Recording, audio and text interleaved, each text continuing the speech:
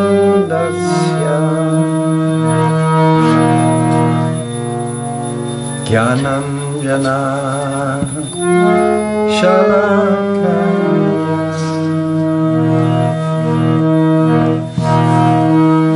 Chakshurmilitam Jena Tasmai Shri Gurave Namaha.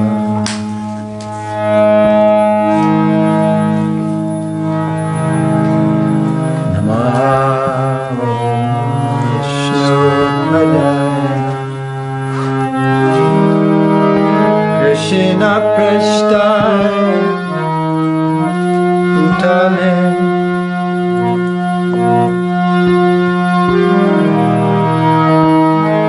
Srimate Bhakti Vedanta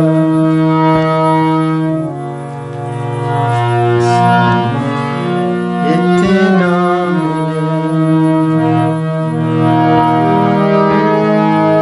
Namaste Saraswati Deve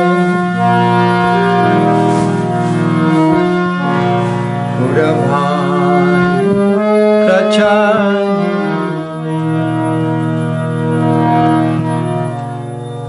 Nirvishesha Shunyavadi Paschatya Deshatani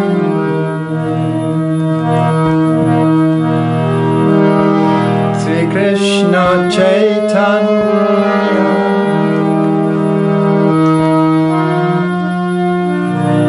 Prabhu Nityananda Sri Advaita Gadadhara Srivasadi Gauda Bhakta Vrinda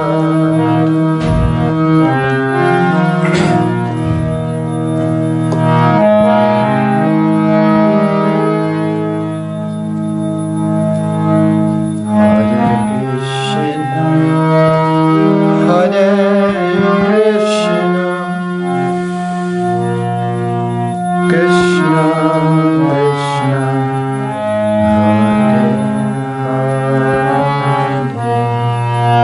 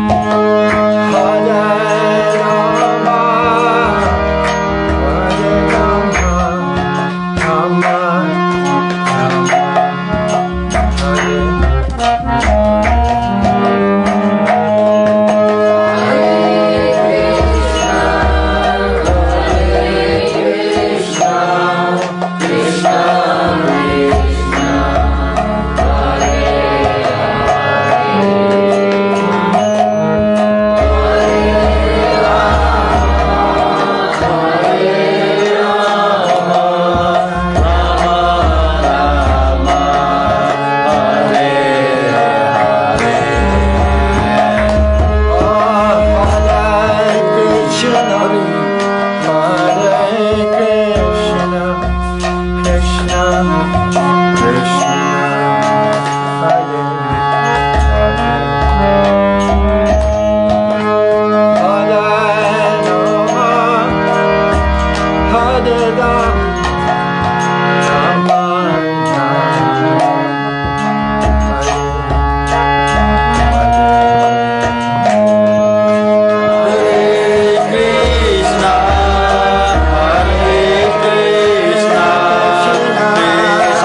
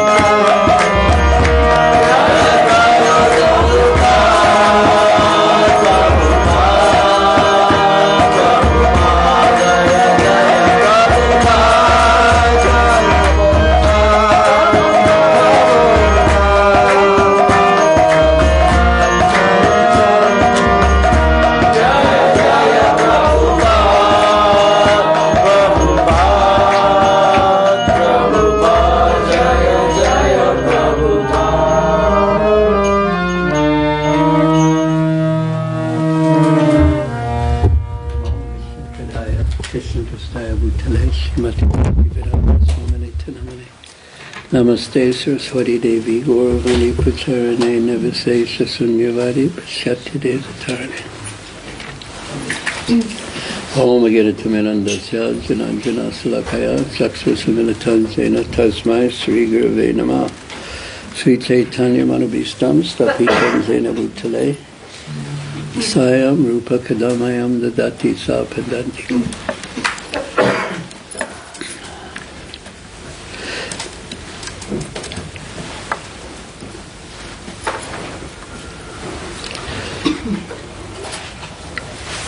Mancha Kalpatubhyasya Kripa Sindhu Vaja Patitanam Pavinebho Vaisnavebho.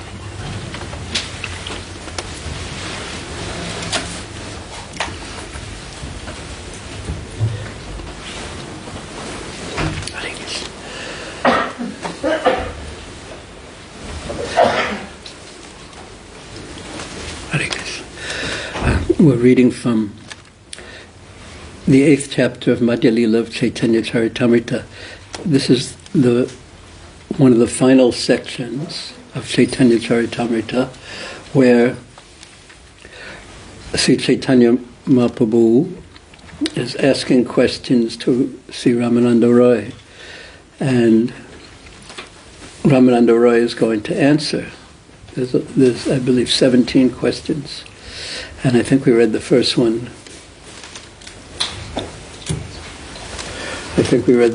Last time.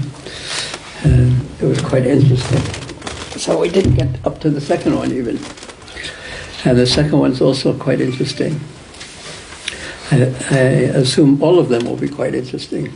And we'll hear now the second question that Mahaprabhu is asking Ramananda Roy, and the example given of Ramananda Roy answering the questions of Mahaprabhu is the ocean pouring water, the cloud pouring water on the ocean.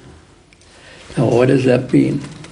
It's that the cloud gets its water by evaporation from the ocean, and that same water that it's holding, it pours down on its source. So similarly, Sri Caitanya Mahaprabhu is asking questions and Ramananda Roy is responding to those questions, and Sri Caitanya Mahaprabhu is hearing the answers to those questions, but like the ocean is the source of the water that the cloud is pouring, so similarly Sri Caitanya Mahaprabhu is actually the source of the great transcendental knowledge that Ramananda Roy is expressing to Sri Caitanya Mahaprabhu. And Caitanya Mahaprabhu, interestingly enough, is very eager to hear it. He's hearing what he himself is inspiring Ramananda Roy to say, and he's very happy to hear that. In fact, not only happy, but inspired to ask more and more questions. So,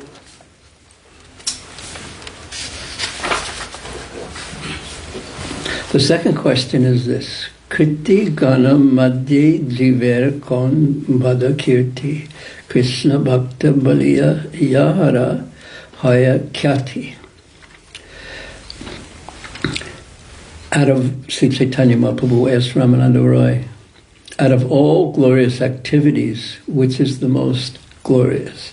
In other words, what activity can a person perform that will bring him the most glory? Now, we're not usually, we don't really, those who are in the devotional line, they're not interested in glory. But yet, the activities that a pure devotee performs is naturally brings him glory, even though it's not his interest. What is a devotee's interest? His interest is what is described in this verse, Kirti Ganam Madhye. Jivera Bara Kirti Krishna Bhakta Baliya Haya Kyati. His activity is to glorify the Supreme Lord. That is what he does. That is his happiness. That is his natural constitutional position. And that he does with full enthusiasm, and that makes him glorious. Not that he does it for glory, but the natural outcome of glorifying the Supreme Lord brings one glory, makes one famous glory, fame, kirti. Kyati means reputation, and kirti means glory. So by broadcasting Krishna's glories, by speaking about Krishna, oneself becomes glorious. Another example is given in this regard, is that if you're looking in a mirror, if you want the mirror's reflection to look more and more beautiful, then what do? Shankar's what do you do if you want the mirror reflection to look beautiful? Make yourself more beautiful. Yeah. So the self ultimately is Krishna. When you decorate Krishna, when you glorify Krishna, then naturally the reflection, which is ourself, becomes more beautiful. Now, why is this so? Is this just the exclamation of just another religion saying that everyone should follow our path, and if you don't follow this, you're going to go to hell? So the reality is that unfortunately most people are sort of heading in a downward direction. That seems to be the reality of the situation in the world. If you think this is just some religious sentiment, if you're not convinced that the world is going in a very dangerous position, we invite you to read the newspaper, if anyone still reads newspapers. Raise your hand if you've read a newspaper an actual physical newspaper in the last 2 months. 2, okay. 3, 4, okay. Everyone's starting to admit it now. But most people just get their news through the mercy of Google Maharaj.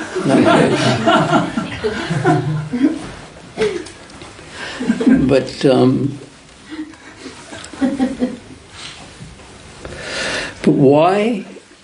why do we say that without the glorification of Krishna, that it naturally brings people into a downward spiral in their consciousness? Or another way to phrase the question is, why should we glorify Krishna? Why should we glorify Krishna? So first thing is, when we say Krishna, we don't mean anything other than the supreme aspect of the absolute truth. Supreme meaning the aspect of the absolute truth that's fully developed. In the Vedanta Sutra, the definition of God is given as Janmad Yasya Yataha, which means he is the source of everything. So it's quite a different definition than the Abrahamic religions give of God, because how do you, in Hindi, for example, what's the translation given for God? God? Yeah. Yes? Or no? Yes? All you Hindi speaking? Yes? Ishwara. So what does Ishwara actually mean? It means the controller. The controller, or you can even expand it to the creator. But it's really the controller.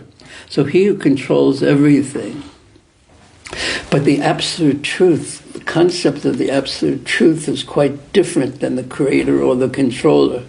Because when religious people think of God as the creator or the controller, they're thinking of him in relationship to the material world. So he's created the material world, and everything that's going on is ultimately under his control. And again, the same point, it has to do with the material world. But if he's the creator of the material world, that implies that he existed before the material world, because the creator has to exist before the creation, otherwise he wouldn't be the creator of it. So what what was he doing? You could say, I almost said, what in the world was he doing that before he created, but he wasn't doing anything in the world because he was the creator of the world. So what was he doing, and where was he doing it, and when was he doing it if he's the creator of the material world? So he's obviously has an existence prior to the creation.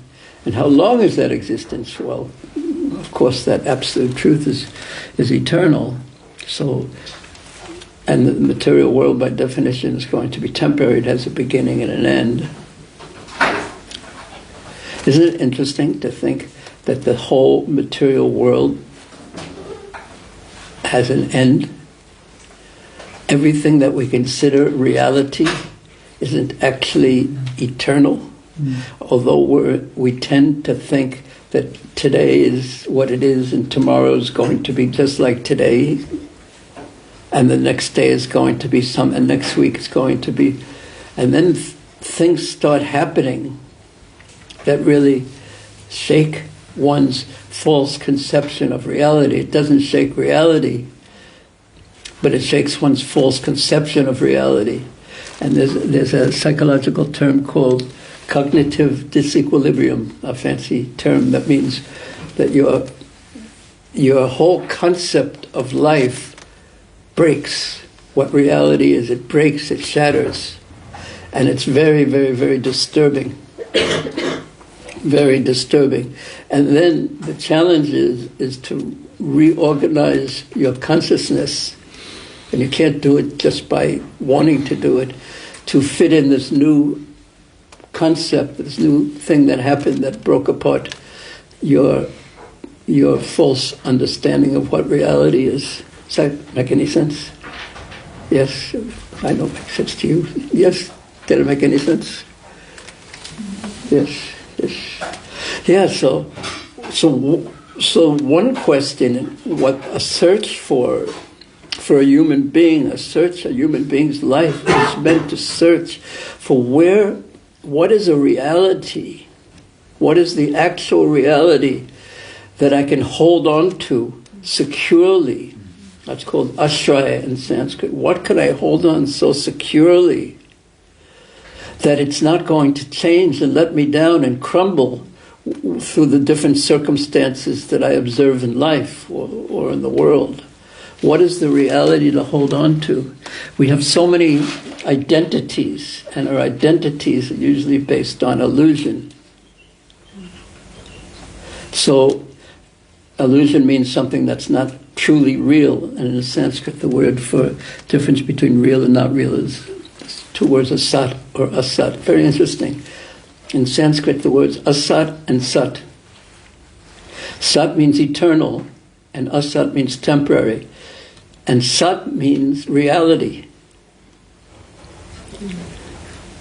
And asat means illusion, it's temporary. So a very different concept of what reality is. Reality is that which is eternal. So we want to be able to hold on to something eternal. Why? And deal with reality as it is. I mean, illusion is maybe more fun in the short term to hold on to, but because it's illusion, it's not real. It shifts, it changes, and therefore when we try to hold on to it, it's going to cause cognitive disequilibrium at some point. Just like what's the biggest illusion according to the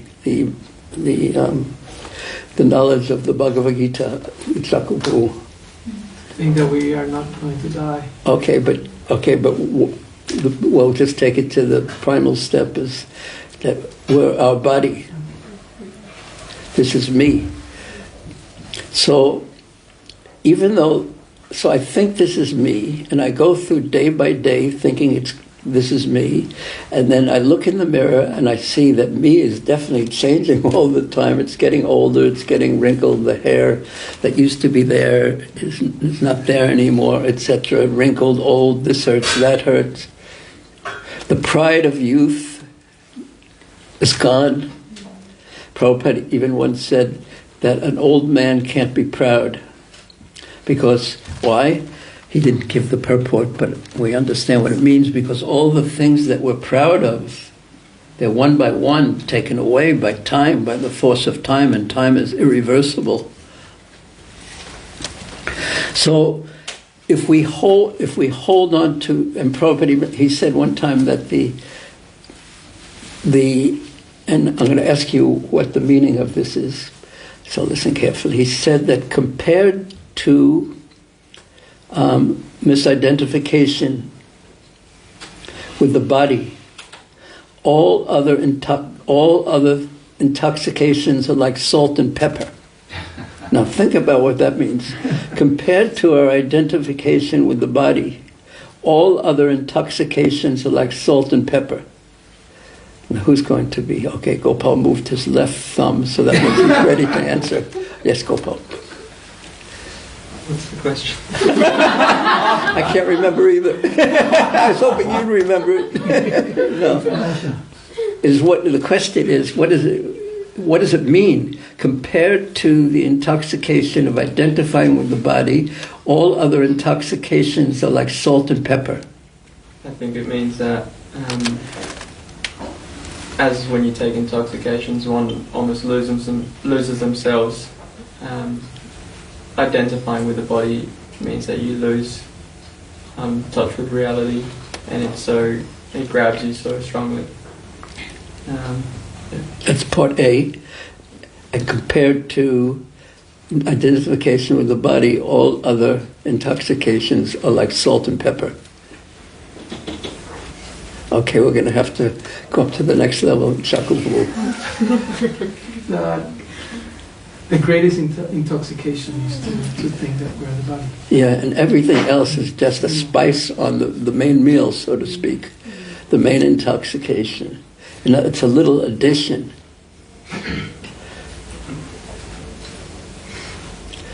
So, this is identification with the body is an example of something that we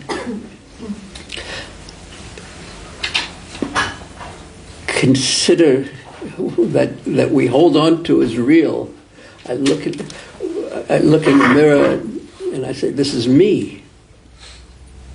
But because of that identification and being an illusion about who is actually me, at some point, and as we were saying, the warnings keep on going. I remember Iksaku before he had white hair. and Iksaku remembers Burishan when he had hair.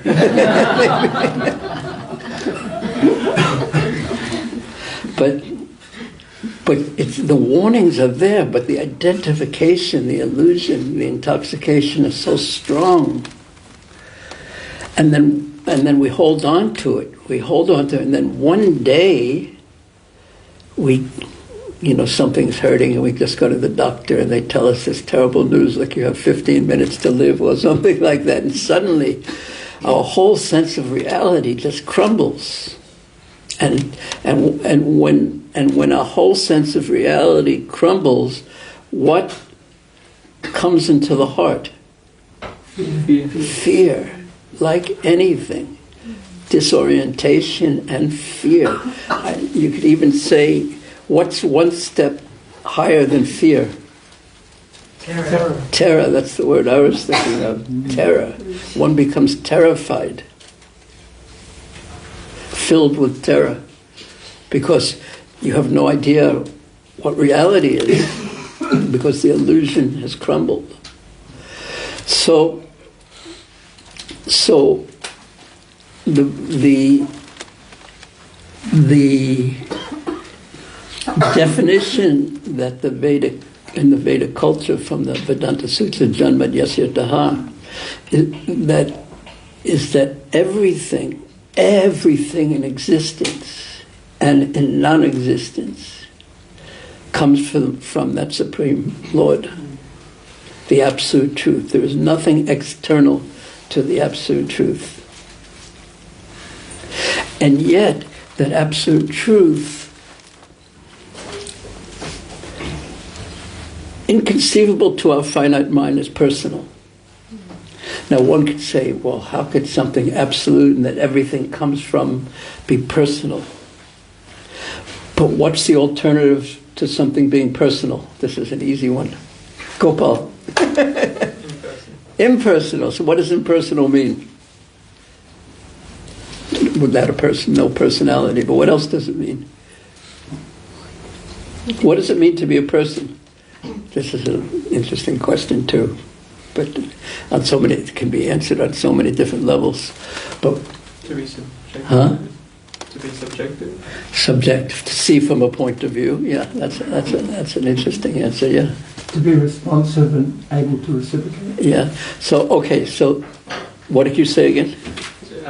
To be subjective. Subjective. So that's and To be responsive. And have emotions. To have emotions. Likes and dislikes. Likes and dislikes. Existence. Existence. You have to exist. How do you know you exist? Because I'm answering you. How do you know you're answering me? Oh, anyway, never mind. Just put mud in the water. Okay, so all these things. What are these things? What does it mean to be a person, Muralidhar? What does it mean to be awake? That's another question. That's one reason answer. Very good answer. To be awake. Yes. Relationships. Conscious. To have physical body. To have a physical body. Okay, you got me with that one. How about do you mean a physical body or a spiritual body? If it's Krishna, it could be physical. But when I say like as a person, me like it's at this point. body, yeah. So you're talking about form, basically. Okay, to have form. But why must a person? Yeah, of course, a person must have form. Yeah. Okay, what's common? Yes. Mindfulness. Yes, mindfulness. That means if my mind is wandering, I'm not a person. Not a real person. Wow, we're getting deep now. Okay. But what do all these have in common? What is the concept that all these have in common? These are the dash of a person. We have the qualities. Qualities, that was the exact word I was looking for. So a person has qualities, so many different qualities, including form, and an imperson is nirgun, has no qualities. So I've done all this just to make this point. Can something that has qualities come from something that doesn't have qualities? This is to make the point why the absolute truth must be a person. Because if it had no qualities, that would mean that it couldn't have the quality of creating something, right? If it had no qualities, that would include not having if you had the ability to create something, that's a quality. So an imperson can't have qualities. Something that has no qualities, that's what imperson means. Impersonal means no qualities.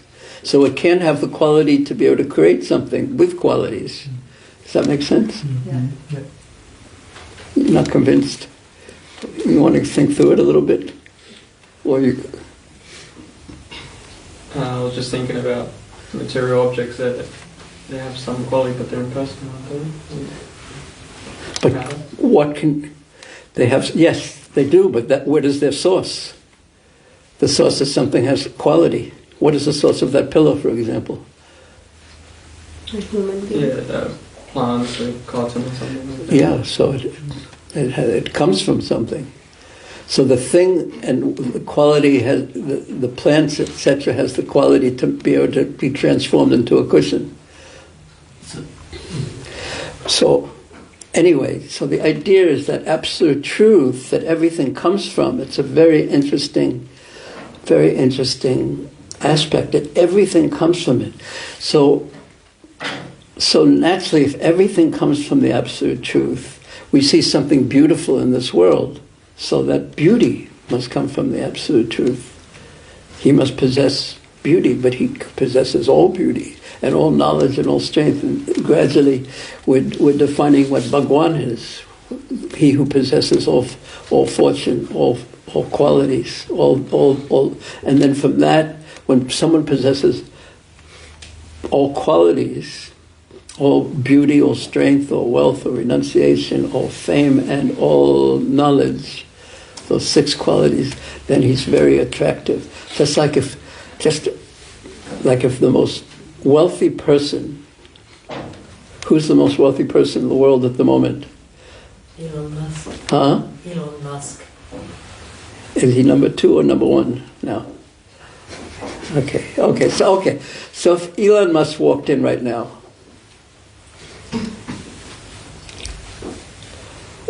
who would be, if he walked in right now and sat next to Darren, our minds would be going, we'd make believe we're listening to this, and everyone would be taking, looking at him and thinking, and everyone would be smiling at him and be very nice, and everyone would be nice to him. It's such an interesting thing about people who are very wealthy, they never have to pay for anything. Wherever they go, let me buy you this, let me buy you that. Strange. But so if he was here, everyone would be so nice to him. But what would everyone be thinking? Of course, no one would know what everyone would be thinking. But what would you be thinking? How to get a donation for the temple? Yeah, we'd all be thinking of trying to. How could I extract just a little bit from him? Yes, so the interest on his interest on the interest of the interest of the interest. 1,000 meters of love.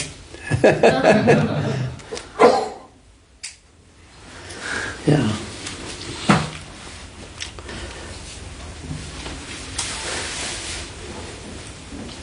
Who wouldn't be thinking like that? Say if Elon Musk walked in and everyone, naturally, everywhere, just imagine how difficult it would be for him. Everywhere he goes, everyone smiles at him, buys everything, and everyone is thinking how to get money from him. Just imagine how difficult it is. Now, who wouldn't be thinking like that, if anyone? Someone question. Someone who has a personal relationship with him, or has affection on top of it. Well, go on to be more specific. Someone who has more money than him. But we started with the premise that he's the richest person. So that's Krishna, okay. You're so Krishna conscious, Natesh, even with a cold. Just imagine if you didn't have a cold. So who,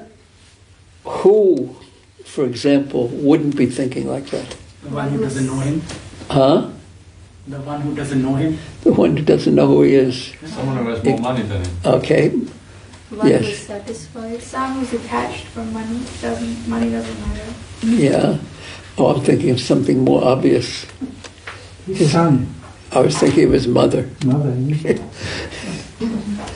She'd be saying, have you had enough to eat? Did you get, you're working too hard. Why don't you take a day off every now and then? Have you had lunch yet? When there's love. So who would you trust more?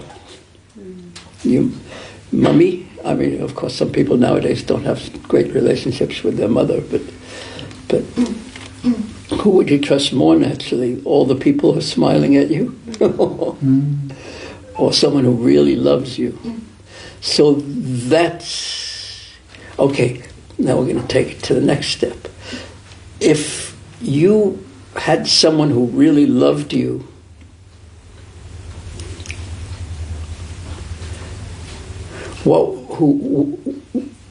that person would never wish any harm for you,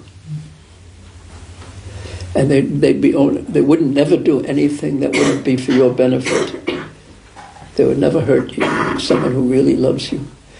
So that kind of person you trust. They won't exploit you, they won't squeeze you, they'll only be thinking of your welfare. That is the nature of love. So the absolute truth, the source of everything, is a person. And those who really love him, and see him for what he really is, how wonderful he really is, and how kind he is. Because he's Naturally, we're kind to those who love us. Of course, Krishna is kind to everyone. But naturally, Krishna, being a person, trusts that person who really loves him, and then he'll show him who he really is. Like when you work, Sham, and you have your job in a company as a engineer. So they know one aspect of you. You go, how do you dress when you wear a suit and tie? Do you have to do that nowadays? Oh, just a golf shirt and jeans. Times have changed, yeah. But lawyers, I saw that when lawyers, they still wear those wigs in Australia, you know? Right? Looks strange, doesn't it? But they only know one part of you. A part of you, and there's so many other parts of you they don't know, they have no idea about. And you wouldn't want to, and you generally wouldn't even tell them about those other aspects of you, because it might upset the working relationship. But when there's a person who loves you so much and you trust them completely, then you can really be yourself. That's Vrindavan. The people of Vrindavan love Krishna so much, and they are so concerned with his welfare, they're acting only to please him. That's the nature of love. And on the other hand, Krishna reciprocates with them by acting only to please them, because he's a person. You'd have to be if someone's giving and giving and giving, and you just take and take and take and don't have any affection for that person, you wouldn't be very nice person, what to speak of the supreme person, the supreme all-attractive person. I once saw, I may have mentioned this before, I once saw a cartoon, like one of those, I've seen that kind of cartoon, but you know, one of the comic one, and it had the perfect concept of many people's concept of God.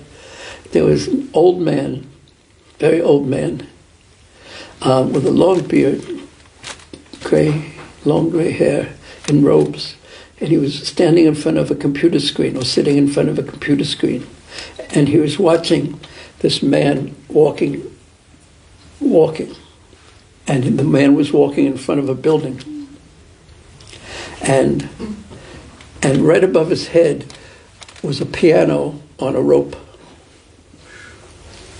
So he's walking, this is what's on the computer screen, and he's watching it, and he's got his finger on the enter button. Just waiting for the fellow to walk on.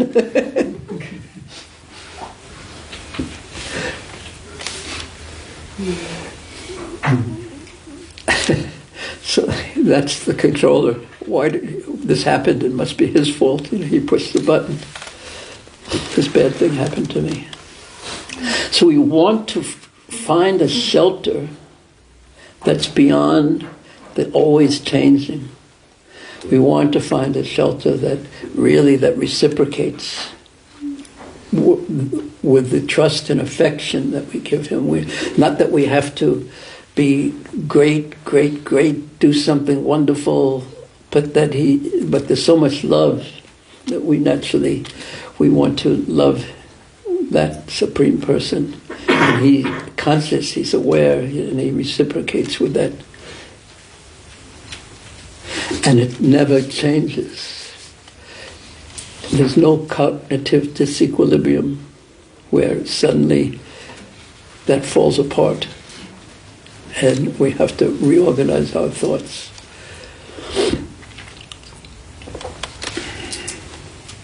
So a person, so the verse again was, who out of all glorious activities, which is the most glorious, which person gets the most glory? The person who's actually situated in his relationship with that Supreme Lord, and really loves him and really appreciates him and is really involved in the reciprocation with that Supreme Lord.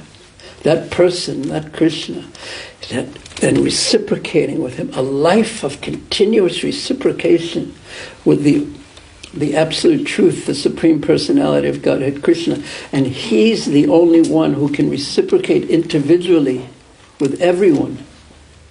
Ishvara Sarvabhutanam Riddhishe Arjuna Tishtati, that he's in everyone's heart and he can reciprocate with everyone individually. And in fact, not only can he is.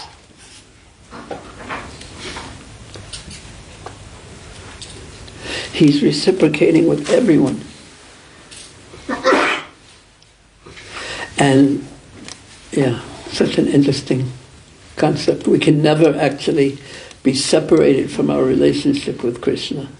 We can be separated consciously, but not in fact separated. Because it's an eternal relationship. Because he's the absolute truth, all-inclusive. We have an eternal relationship with him, and it's a matter of turning towards it. I love to do this, so I'm going to do it. Just right now, there's one verse in the Caitanya Caritamrta, Krishna Bule Se Jeev, Anadi Bahimuk. So it means forgetting Krishna since time immemorial, turning his back on. Bahimuk means you turn your back on Krishna. Atta eva mayatari, and therefore one is under the control of illusion, turning our back on a relationship with Krishna. We become under the control of illusion, and therefore we have to suffer in the material world, taking one material shelter after another that lets us down. But the word I was interested in this is bahimuk. We turn our back on Krishna. That means we turn our back on our relationship with Krishna. Now, this is one of those teaching moments. Now, how does it feel when someone turns their back on you? And I have my hands folded just to make it. Even though I'm just playing, and you know I'm playing, it doesn't feel good when someone turns their back on you. Rejection. Huh? Rejection. Yeah, so when we reject Krishna, we're the loser, because we're facing the wall and see only the shadows. We only see shadows. We don't see reality. That's Maya, Samsareda Dukh. So a person who actually faces Krishna, and that means enters into the relationship with that absolute truth, not just theoretically, but actually enters into the relationship. That means action. Relationship means action.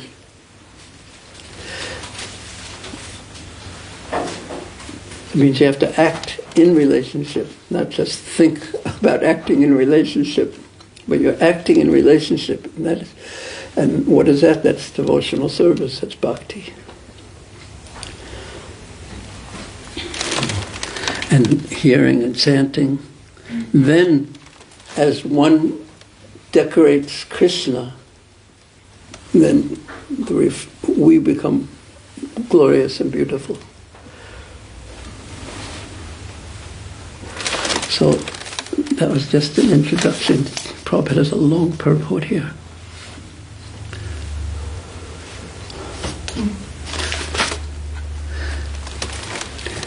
Yeah. Okay, why don't we stop here and see if there's any questions or comments? Yeah. What was the question from last week? From last week, how about this week? And then if there's nothing from this week, then you could ask last week. Another comment. Yeah. From my person. So we're talking about cognitive disequilibrium. You like that term? I like that term.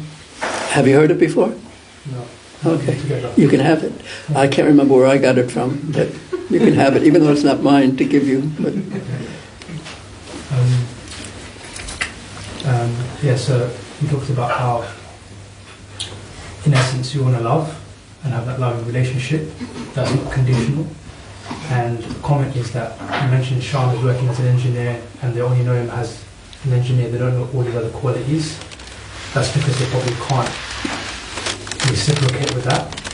And I think it's because what I've understood is that we live in Australian culture where it's hard for everyone to be in equilibrium with what Indian culture, what we live in, and our values are like. And the analogy I like to look in my mind, and I try to explain to someone, is that imagine if an Australian who's very comfortable in Australian culture was to be put in Saudi Arabia, where that culture is completely different. They would have to automatically adapt and respect the culture. But I found that here it's very challenging for people to respect the culture or this kind of values we have, because it's an Australian culture. Right. But it's also changing, by the way. I mean, when the first time I came to Australia in 1974, perhaps, it was completely different. There were no brown people. You weren't allowed in, practically speaking. By law, they weren't allowed in. There was, yeah. There was the White Australia policy, and that was it. Yeah, and sometimes we'd walk down the street in robes, and the people would look at us, and you'd look at all these old ladies looking at you like, what planet did you come from? And you know, crazy. And they're all Methodists and Anglicans, and now they're all Buddhists, all those old ladies. And they look at you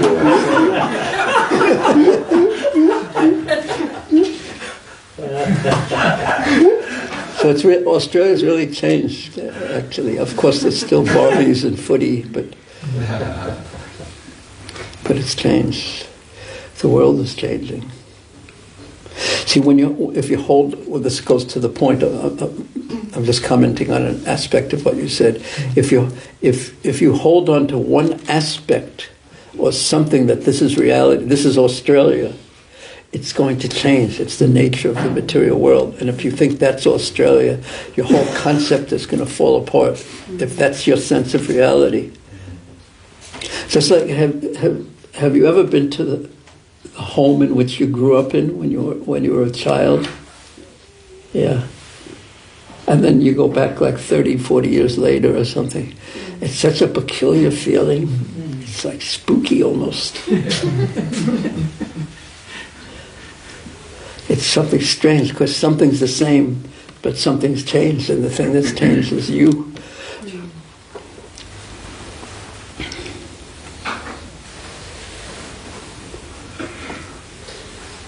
I do have a comment. I don't think you can turn your back on Krishna. It's more a matter of closing your consciousness, you know, because Krishna's there everywhere you are, all the time.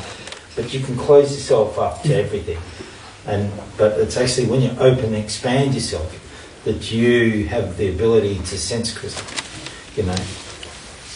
So you can't, as you said, turn your back on your end your relationship with Krishna. But you can turn your back on it in the sense of not act in the relationship. So in your words, that closes your consciousness, and indeed it does close your consciousness. And just like when you turn your back, when I turned my back on you, I was looking at the wall. Yeah.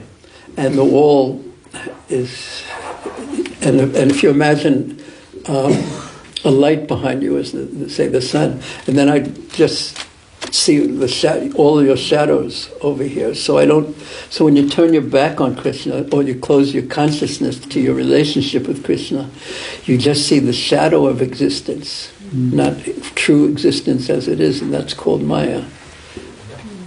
You see the shadow of existence, the reflection. So that's described in more detail in the 15th chapter of the Bhagavad Gita. And what the reflection has, well, shadows have the quality, they don't have the actual substance of life. So we try to enjoy the shadowy realm in the world of Maya as if it had substance, and therefore it's very frustrating. So I'm agreeing with you. Actually, I just sort of transferred what you said into the Hare Krishna terms, sort of. Thank you. Any other? Yes. I was wondering what was the answer given by Sri Ramananda Rai to Chaitanya Mahaprabhu's question. That person who is reputed to be a devotee of Lord Krishna enjoys the utmost fame and glory. So who is most glorious? The person who is living in their relationship with Krishna. He is most glorious. He's glorious from Krishna's point of view, and he gives them so much, but also from the point of view of in the world even. Like you could say that the most famous people in the world are the greatest of religious teachers, who are the founders of religions and things like that. They're the most famous people. Other people are famous in one country. This person is famous in another area of that country, a state or a province. This person is famous, but those who have given themselves to the Supreme Lord, they end up with the most glory, in fact.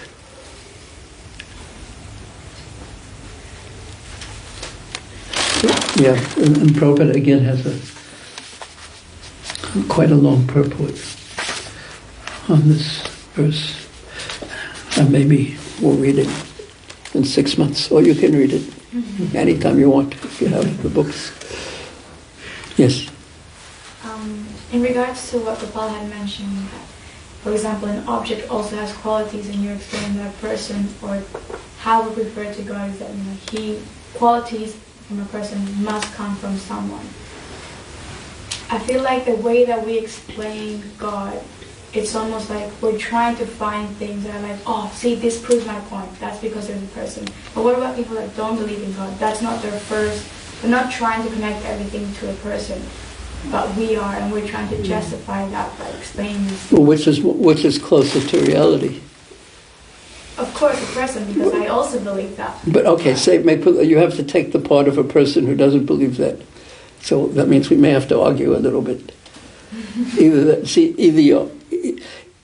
if you have a common authority, like a book, then you argue based on the book. But if there's no common authority, then it goes to logic. Either that, or you can believe what you want, and I'll believe what I want, and time tells. So, do you want to argue? What do we do now? So then what would be a common ground that... Well, I was using logic. I was trying to use logic instead of shastric proof. I was trying to use logic that a person has qualities, and imperson by nature can't have qualities. But one time I said that to someone, and they said, how about the wind? The wind has qualities, it isn't a person. And I thought about it for a long time. And I said, that's like the Paramatma. He has certain qualities, but the full manifestation of the personhood isn't there. So what would you say? I was trying to get to the point of how the absolute truth of the source of everything has to be personal. Because how could the source of everything be impersonal? That was the point I was trying to make. Because if it was impersonal, how could it be a source of something? Because that's a quality. And the absolute truth is nirguna, without qualities. Impersonal means nirguna, without qualities. So I was trying to say that at least the absolute truth has to have the quality of creating things. So therefore, once you give one quality, then it will have others. So how the Mayavadis deal with that? They say that, you're waving, or you have a question or a comment? He's going to have to go soon. Oh, you're leaving? What time do you leave? Someone's going to Melbourne to go to India, Vrindavan. If I don't end now, I'm going to get in a lot of trouble. And also, I'll be quite impersonal. And I don't want to be impersonal, because then, yeah. Raise your hand if you'd like. Yeah. Oh, okay. Yes, I Gopal. just had one comment on that conversation. I heard Ridanand Maharaj make the point that it's kind of like what you're saying is something can't come from nothing logically, and if you say so, that's like saying that there's a square circle. The point is that it has to come from something that has qualities to be able to create something, and if that, otherwise it can't come from nothing. Something can't come from nothing. So the Mayavadis say it's illusion. This world actually isn't here. Try and live like that. This world isn't here, really. It's all an illusion. So as Prabhupada said, that even though they say it's illusion, they're quite expert at enjoying the illusion. That's what happened. That's called the New Age movement. It's all illusion, it's all play, it's all, here's your story. And let's go and have a good time because it's all illusion. Okay, thank you very much. Hare Krishna. Lalita, where's your mom?